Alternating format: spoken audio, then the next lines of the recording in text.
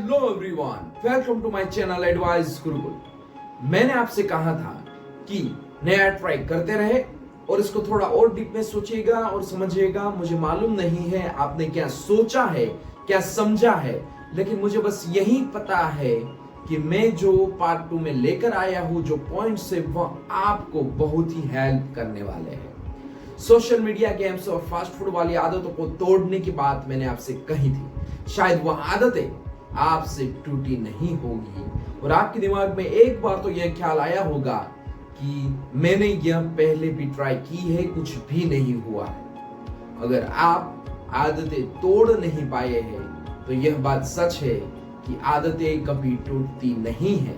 जी हाँ, यह बात सच है कि आदतें कभी टूटती नहीं है, लेकिन नई आदतें बनाकर पुरानी आदतों को कम किया जा सकता है। यहाँ पर आपके लिए नई आदत यह होगी कि जब आप अपने लिए टाइम निकालना स्टार्ट करेंगे, तब आप अदर एक्टिविटीज में टाइम देना कम कर देंगे। यह ऑटोमेटिकली हो जाएगा, यहाँ पे जबरदस्ती नहीं हो।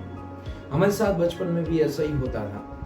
जब भी हमें कोई नया खिलौना मिलता था, हम पुराने खिलौने से खेलना या तो कम कर देते थे या तो बिल्कुल ही बंद कर देते थे। बस उसी तरह अगर आप अपनी आदतों को समझेंगे तो यह भी आपको सपोर्ट करेगी। मतलब कि जब नई आदतें आप लेकर आएंगे तो पुरानी आदतें ऑटोमेटिकली कम हो जाएगी, क्योंकि आपका माइंड हमेशा नई चीजों को ज्यादा प्रायोरिटी देता है। नई आदतें क्यों जरूरी है पता है? क्योंकि पुरानी आदतें आपके लिए एक कंफर्ट जोन है और कंफर्ट जोन में आपको कुछ भी मालूम नहीं रहता है। अभी आप क्या कर रहे हैं, फ्यूचर में आपके साथ क्या होने वाला है, कुछ भी मालूम नहीं रहता है। Comfort zone it's just like a disease. Yes, यह एक रोग की तरह है। जैसे विदाउट मेडिकल चेकअप आपको पता नहीं चलता है कि रोग ने आपकी बॉडी को किस तरह डैमेज करके रखा है, कितना डैमेज किया है, फ्यूचर में कितना डैमेज होने वाला है। बस उसी तरह नई आदतों के बिना आपको पता नहीं चलता है कि पुरानी आदतों ने आपके माइंड को, आपकी लाइफ को कितना खोखला कर दिया था। तो इसलिए नई आदतें बनाना जरूरी है, नया ट्राई करते रहना जरूरी है। एक वीक तक रात का खाना नहीं खाना है, आई मीन डिनर नहीं करना है। इससे आपको क्या फायदा मिलेगा पता है? कि आपको भूख को सहन करने की क्षमता में बढ़ोतरी होगी। और मैंने ऐसे कई लोगों को देखा है जिसको रात को खाना ना मिले, डिनर ना मिले, तो वह चिड़चिड़े हो जाते हैं, गुस्सा करने लगते हैं। कोई भी सामने आया उस पर डायरेक्ट गुस्सा होने लगेंगे।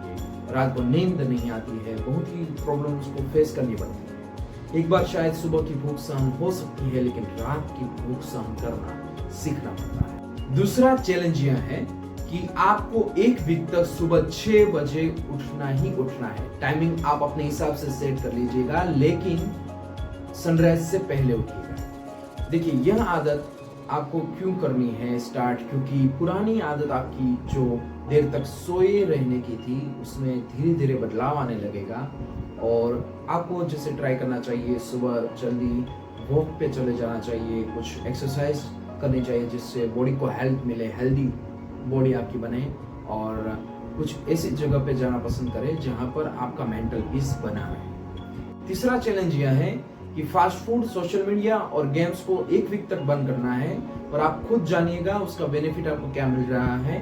प्लस एक वीक में कोई एक दिन ऐसा रखिए जिसमें आपको कम बोलना है, मतलब कि जरूरत से हिसाब से ही बोलना है, उससे ज्यादा नहीं बोलना है। यह आपको ओवर थिंकिंग से बचाएगा। चौथा चैलेंज यह है कि हिंदी, इंग्लिश, जर्मनी, जापानीज, कोई भी लैंग्वेज जो आप सीखना चाहते हैं, एक वीक में या तो एक महीने में एक दिन ऐसा रखें जिसमें आप पूरा दिन उसी लैंग्वेज के बारे में सोचेंगे, बोलेंगे और समझेंगे। जैसे कि आपको इंग्लिश सीखनी है तो आपको उस दिन पूरा दिन लोगों से इंग्लिश में बात करनी है, या तो इंग्लिश में सोचते रहना है, या तो जो आपसे सामने वाला कह रहा है उसको इंग्लिश में ट्रांसलेट करके इंग्लिश में क्या कहा जाता है वह सोचना है, समझना है। इससे आपको यह बेनिफिट मिलेगा कि आप अगर डेली लाइफ में कोई एक लैंग्वेज सीखते हैं तो शायद आपको वो बोरिंग लग सकता है, लेकिन एक महीने या एक वीक में कोई एक दिन ऐसा रखते हैं जहाँ पे आप इंग्लिश में टाइम देंगे तो वह आपके लिए एंजॉयबल होगा और आप उसमें बोरिंग नहीं हो पाओगे और अच्छी तरह से विदाउट स्ट्रेस से आप इंग्लिश सीख पाओगे, या तो कोई अदर लैंग्वेज आप सीख सकते हो। 5वां चैलेंज यह है कि 1 महीने में 2 दिन ऐसे रखो जहां पर आपको किचन में जाके खाना बनाना है या तो अपनी मदर को खाना बनाने में हेल्प करनी है। फ्यूचर में ये आपको बहुत ही काम आए।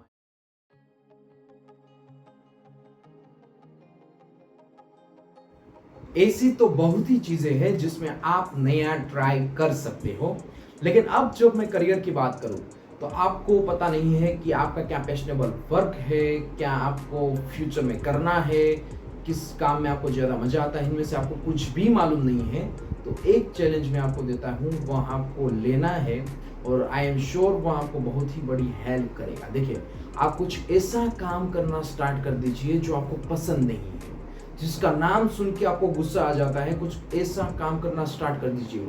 देखिए, यहाँ पे क्या होने वाला है कि अगर आप ऐसा काम करेंगे तो वहाँ से आपको निकलने का मन होगा। आपको अंदर कुछ ऐसे विचार चलेंगे कि बस अब मुझे यह नहीं करना है, मुझे कुछ नया करना है, कुछ अलग करना है जो मेरे लिए अच्छा है। देखिए, एफर्ट हर चीज़ में डालनी पड़ती है, लेकिन कुछ ऐसे काम होंगे जिसमें आपको एफर्ट डालने में ज़्यादा मजा आता है।